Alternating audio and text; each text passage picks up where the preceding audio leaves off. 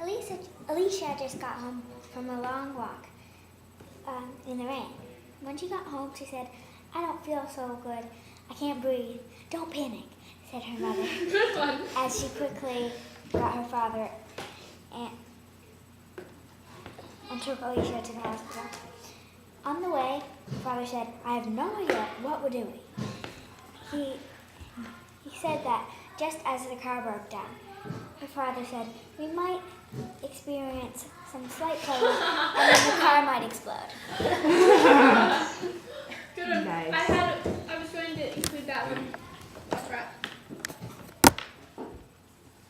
Now, I didn't.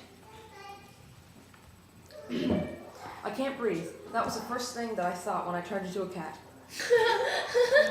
I breathed deeply through my new cat nose. Don't panic. That was the second phrase my small cat brain produced. I looked around. My house was empty. I lived alone, and I didn't normally care, but now I was feeling differently.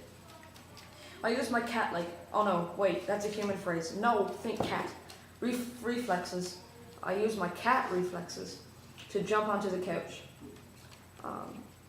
The intelligence of my human brain trying to cram into my feline brain was unusual. I don't feel good.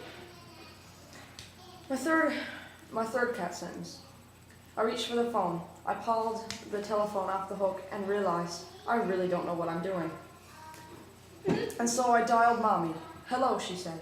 "Mommy," I cried. "Help me. I've turned into a cat because I was talking to this gypsy and then, who is this?" Then she moved away from the phone and said to Daddy, "There's a cat on the phone," and she hung up.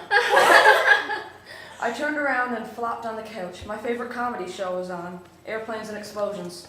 Pilot Johnny Witherby talked to the... So I was going to include the last one. I see that. Well done.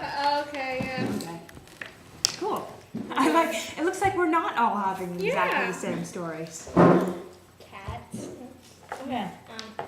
"I can't breathe," she said in a slightly hoarse voice as the loudspeaker chimed in and said, "We might experience some light turbulence and explode. Please make sure your seatbelt is tightened securely around you."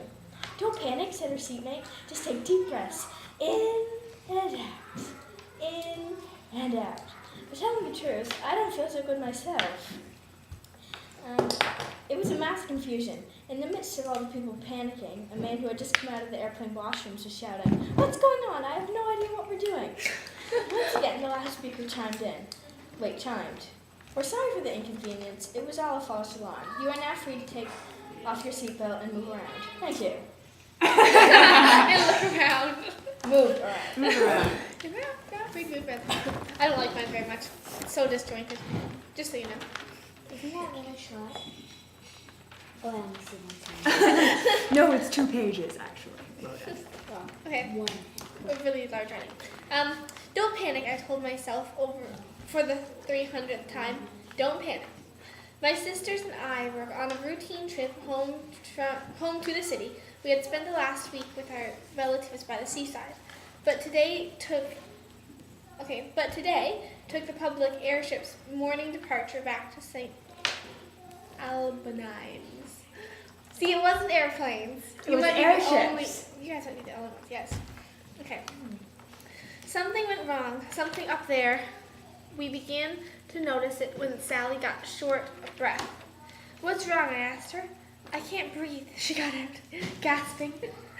Then we all started to notice something weird. "I don't feel so good," Susan said.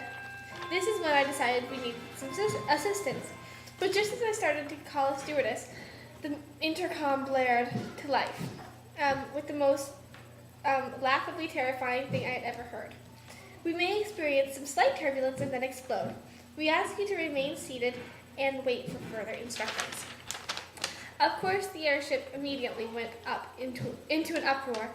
I started repeating the previous stated phrase. Don't panic, don't panic, don't panic. Yeah. Nice. Okay, yeah.